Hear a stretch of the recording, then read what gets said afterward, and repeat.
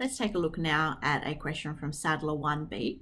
So we'll be using the product rule here, and it's one of those ones where you know the gradient, or we can work it out from the information, and you have to work backwards to find the coordinates. So sometimes these are a little bit challenging with the algebra. So let's take a look. We have our function, and we know the gradient is the same as that of the straight line. So what is the gradient of this straight line? We know that the gradient is 1.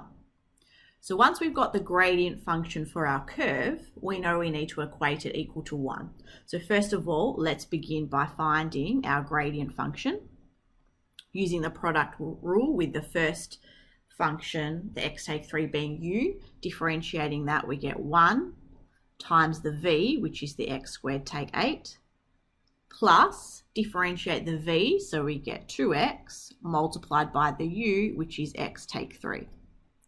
So there we've got our product rule used. Now, because we really need to solve for x, leaving it like this is not good enough. We will actually have to simplify. So what we'll do is leaving the first section as it is, and then expanding the brackets of the next section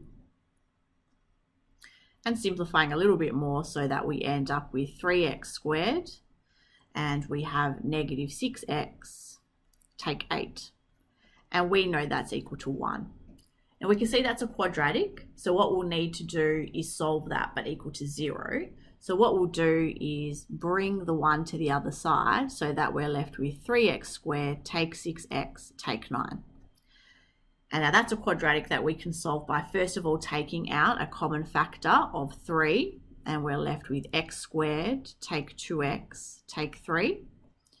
When we divide the 0 by 3, that will just be 0. So the 3's gone away. We can now factorize our quadratic, giving us negative 3 and positive 1.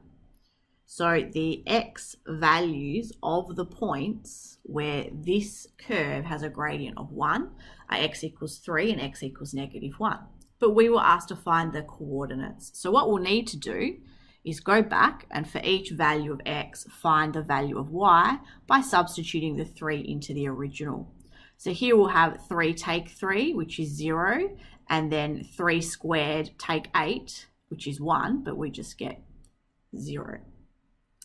Okay, so we have the point 3, 0, and then we can also look at what is the y value when x is negative 1. So we'll have negative 1 take 3 is negative 4, is negative 7, which gives us 28.